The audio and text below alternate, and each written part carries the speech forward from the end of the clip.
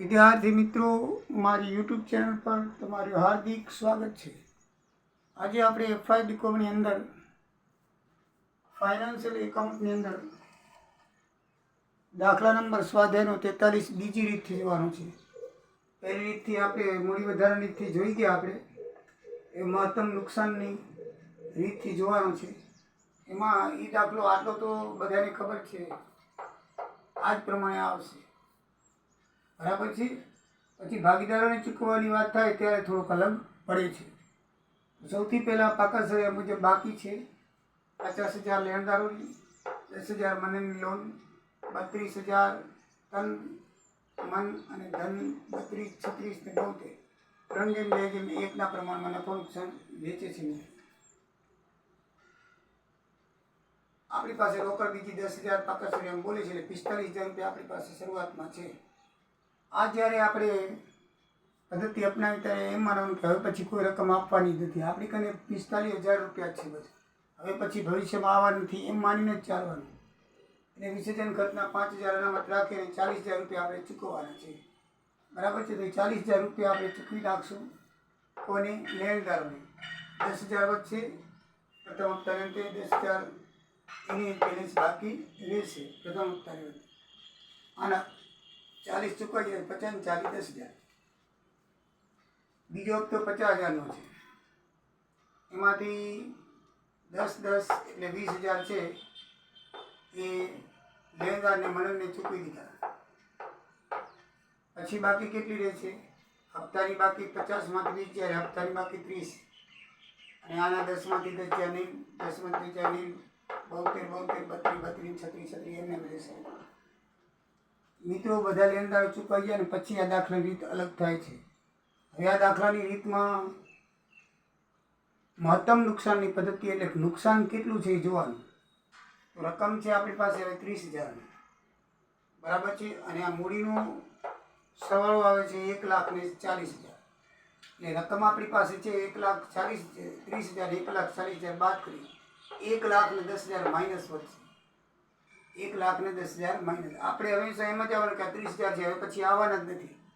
એટલે આ જેટલી મૂડી છે એ મૂડીનું ત્રણેયનું ટોટલ મારો એટલે 1,40,000 આવે. એને આપણી પાસે રોકડ છે એમાંથી બાદ કરીએ એટલે 1,10,000 નુકસાન થાય. કારણ કે આપણી પાસે રૂપિયા 30,000 જ છે, જ્યારે મૂડી છે 1,40,000 ચૂકવાની, એટલે 1,10,000ની ખોટ. બરાબર છે. એ મહત્તમ નુકસાન કહેવાય. અને એને હંમેશા નફા નુકસાન પ્રમાણ વેચવાનું. જ્યારે ઓલી રીતમાં હંમેશા મૂડી ભાગમાં વેચતા હતા. જ્યારે મૂડી વધારે વેચી ત્યારે મૂડીના પ્રમાણ વેચતા હતા. બરાબર. ભાગીદારની મૂડી. આમાં ભાગીદારની મૂડીનું પ્રમાણ આવશે ને નફા નુકસાનનું પ્રમાણ આવશે. એટલે બરાબર ધ્યાન રાખજો મિત્રો.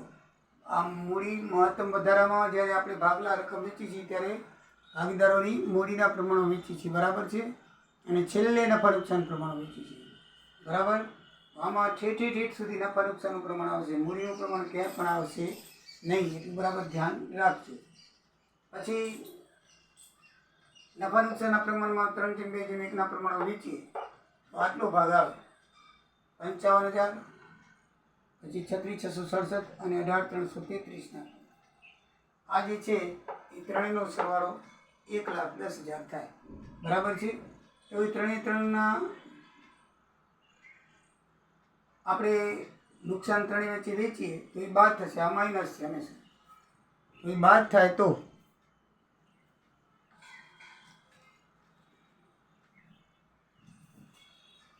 અને શું કરવાનું? બાદ. એમાંથી બાદ કરવાનું. આ મૂડી છે એમાંથી 72માંથી 55 જાય 17, 32માંથી 36,66 જાય 4,667, અને 36માંથી 18,33 જાય તો 17,667. આનું માઇનસ મોટી રકમ છે. આમાં તો માઇનસ જવાબ નહીં આવે, 2 પ્લસ આવશે. આ માઇનસ આવશે કારણ કે 36 મોટા છે. આ માઇનસ રકમ પ્લસમાંથી માઇનસ બાદ કરીએ છીએ, કારણ કે આખી 1,10,000 માઇનસ છે, એટલે આ બધી રકમ માઇનસ જ કહેવાય. એટલે માઇનસ રકમ એને મૂડી તૂટ કહેવાય. કોની મૂડી તૂટ કહેવાય? મનની. તો મનની મૂડી તૂટ આવી. મહત્તમ નુકસાન વેચ્યા પછી બાકી કેટલી બધી? 17,000. આ બેમાંથી બાદ બાકી કરો, આનિયામાંથી બાદ બાકી કરો, અને આનિયામાંથી બાદ બાકી કરો, એટલે 17,667 એ બેલેન્સ આવ્યું. અને આની મૂડી તૂટ આવી છે. તો માઇનસ રકમને છે ને બાકીના બે જે ભાગીદારો છે એના મૂડીના પ્રમાણમાં 3:1 પ્રમાણમાં શેમાં વેચી રહેશે? નફા નુકસાન આપવાનું નહીં પણ દાખલામાં આપેલું છે 3:1 પ્રમાણમાં વેચી લેશે. બરાબર છે? 3:1 પ્રમાણમાં વેચી તો 3500 આને આવે અને 1167 આને ભાગ આવે, એ ટોટલ 4067 એ આપણે મનના ખાતામાં જમા કરી દેવાના. કારણ કે આ બે ભેગા થઈને મનને આપી દીધા એટલે એનામાં એક પ્લસ આવશે. એનામાં શું આવશે? પ્લસ. અને હવે બાકી મૂડી કેટલી રહી એ જોઈએ. તો આની 17,000માંથી આટલા બાદ થાય 13,500, આમાંથી આ બાદ થાય એટલે 10 માઇનસ ઉડી જાય એટલે કંઈ 17,67માંથી 11,67 થાય એટલે 16,500 બાકી રહ્યા.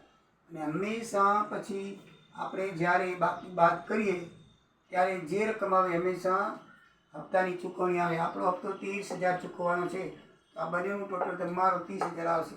એટલે એની આમાં શું લખાશે? બાકી રકમની ચૂકવણી. જ્યારે આપણે મહત્તમ નુકસાનમાંથી બરાબર રકમની મૂડીમાંથી મહત્તમ નુકસાન બાદ કરશું ત્યારે હંમેશા હપ્તાની રકમ આવશે. પણ મૂડી તૂટ હોય તો મૂડી તૂટ બાદ કર્યા પછી હપ્તાની રકમ આવશે. મૂડી તૂટ હોય તો મૂડી તૂટ બાદ કર્યા પછી હપ્તાની રકમ આવે. નહીંતર સીધી આ હપ્તાની રકમ જ આવી જાય. એમાં ઓટોમેટિકલી હપ્તો ચૂકવાઈ જાય છે. મૂડી વધારાની જેમ આપણે હપ્તો ફાળવવો પડતો નથી. હા, મૂડીમાંથી મહત્તમ નુકસાન બાદ કરી નાખો એટલે સીધો આપણે હપ્તો ચૂકવવાનો છે ને એની જ રકમ આવશે. એની જ રકમ આવે 30,000 ભરી એટલે બીજા હપ્તાની અંતે બીજો હપ્તો થઈ ગયો પૂરો, 30,000 ચૂકવાઈ ગયા.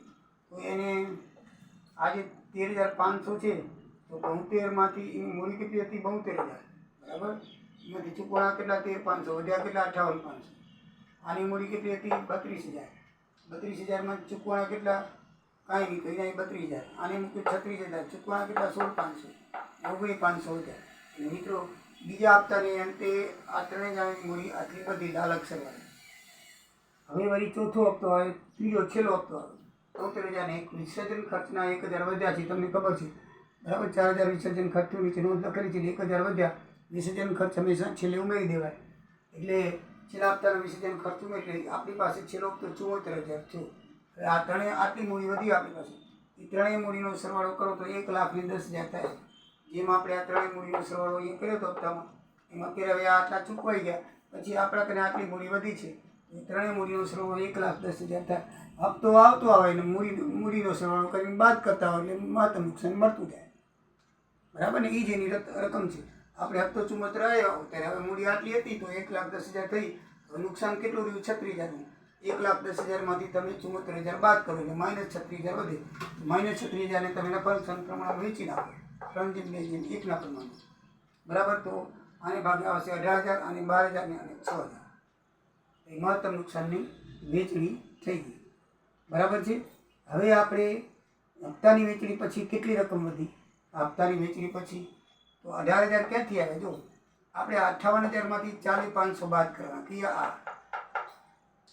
બરાબર? પહેલાં એ જ બતાવ્યું 40,500 ક્યાં? એટલે હપ્તાની વેચણી થઈ ગઈ. બરાબર છે? એ 36,000 નુકસાન હતું, મહત્તમ નુકસાન બાદ કર્યું. જેમ આપણે આમાં મહત્તમ નુકસાન બાદ કર્યું હતું, મૂળ મૂડીમાંથી મહત્તમ નુકસાન બાદ કર્યું એટલે આટલા આવ્યા.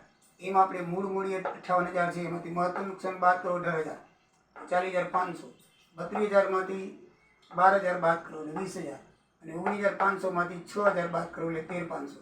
આ લીલા અક્ષરે મેં દર્શાવ્યું છે ને એ તમે ભૂલી ન જાઓ કે અહીંયા 18,000 કેવી રીતે આવ્યા, એ તમને ખ્યાલ આવે એટલા માટે. તો મિત્રો તમને ખબર પડી આ 40,500 કેવી રીતે આવ્યા? 58,500માંથી 18,000 જે નુકસાન બાદ કર્યું 40,500, 32માંથી 12 બાદ કર્યા 20, 19,500માંથી 6 બાદ કર્યા 13,500.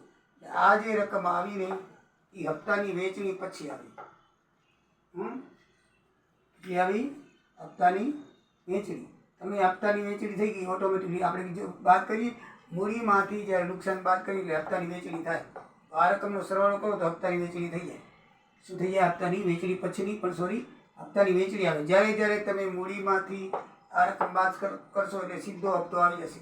અને અહીંયા મૂડી તૂટ છે એટલે આપણે મૂડી તૂટ બાદ કર્યા પછી સીધો હપ્તો આવ્યો. પણ આમાં મૂડી તૂટ નથી તો સીધો હપ્તો આવ્યો. આ 13,520 ને આનો સરવાળો કરો એટલે આપણે 74,000 રૂપિયા ચૂકવાના હતા તો 74 ચૂકવાઈ ગયા. બરાબર? એટલે ઓટોમેટિકલી આપણી રકમ આ 74,000 ચૂકવાના છે તો આનો સરવાળો મારો એટલે ટોટલ 74,000 આવી જશે. બરાબર છે? હવે આપણને મળ્યા આને કેટલા મળ્યા 40 520 બરાબર છે. 13 આટલા એને મળ્યા 74,000માં બધાને આટલા મળ્યા. એ મળ્યા પછી મૂડી કેટલી રહી? 58,500માંથી આ 40 50 500 બાદ કરજો, 18,000 વધ્યા. પછી 32,000માંથી કેટલા મળ્યા? 20,000. તો 20,000 બાદ કરો, વધ્યા 12,000. અને 19,500માંથી મળ્યા કેટલા આપણને? 13,500. એટલે 19,500 બાદ કરો એટલે મળ્યા 6,000 વધ્યા. એટલે તમારો જવાબ આવી ગયો 18,000 12,000 ને 6,000. એટલે તમે આ 18,000 12,000 અને 6,000 આ નથી, એ ધ્યાન રાખજો. આ માઇનસ છે અને આ પ્લસ છે, બરાબર ને? બરાબર ધ્યાન રાખજો. તો આપણે કેવી રીતે લઈએ? મેં લીલા અક્ષર લખ્યું એટલે તમને કન્ફ્યુઝન ન થાય. સાહેબ 18માંથી માઇનસમાંથી પ્લસ કેમ કરી નાખ્યા?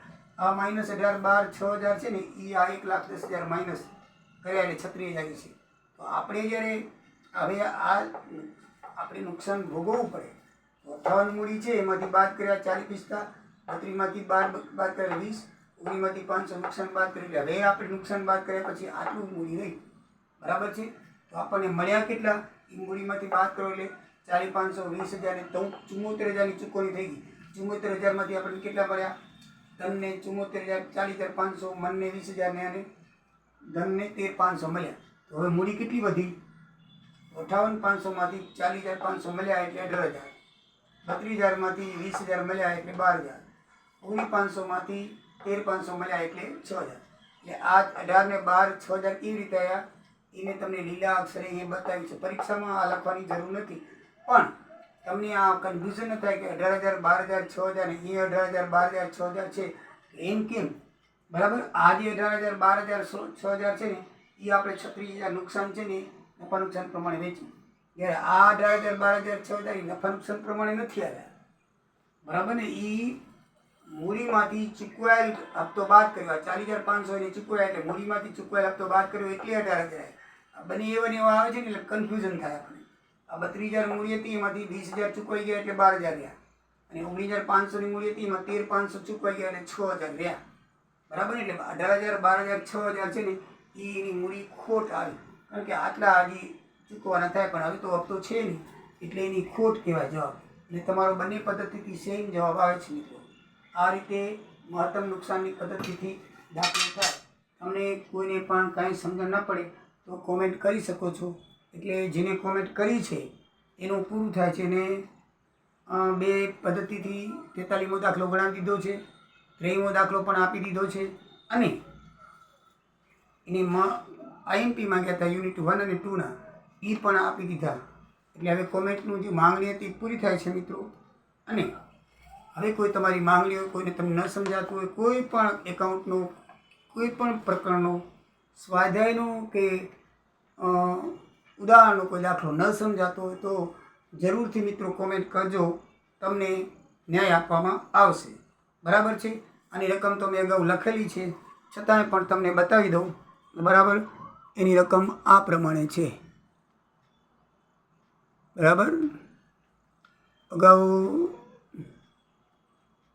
43મો દાખલો આ રહે, એની પણ આ પ્રમાણે, સોરી 43મો દાખલો આપણે કરેલો જ છે. રકમ પણ તમને ખબર જ છે, આ મુજબની છે.